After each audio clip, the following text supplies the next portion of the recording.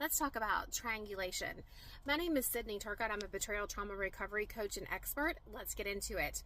You know, triangulation is a pretty well-known topic in the trauma world and narcissism.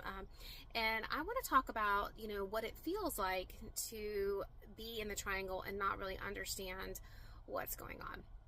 So all narcissists use triangulation, or I've even called it rectangulation. It doesn't have to necessarily be three, which is typically the narcissist, the enabler, flying monkey, and then the scapegoat. It can actually be 12 enablers and scapegoats and one or two narcissists, but typically it's one narcissist, multiple people, and then you have the truth teller, right?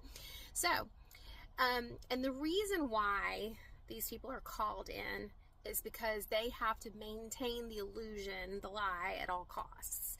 So anyone who believes in illusions, lies, facades, narcissists, they respond with contempt or silence to any truth that challenges that illusion. So you have a truth teller.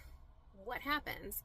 It's much easier for the narcissist to call in his or her little soldiers and attack the truth teller's reputation, character, call them, harass them, bother them, challenge them, question, them, put that kind of thing. So that's what happens. And it's a lot easier for multiple people to do this than the narcissists have to do it correctly. And the narcissist also gets pleasure knowing that they're controlling the entire system behind the scenes.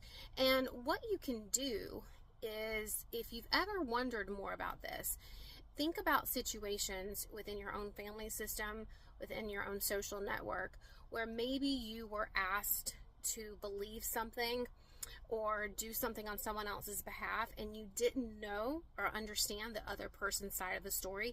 You just went with it and you believed it, and you called that person, you harassed that person, you gossiped about that person, and it was an attempt to destroy the truth. So and I'll say this, narcissism in general, it's kind of like walking into a bar and ordering a cocktail, because you can order 1,000 different varieties of a drink, and that's how narcissists are.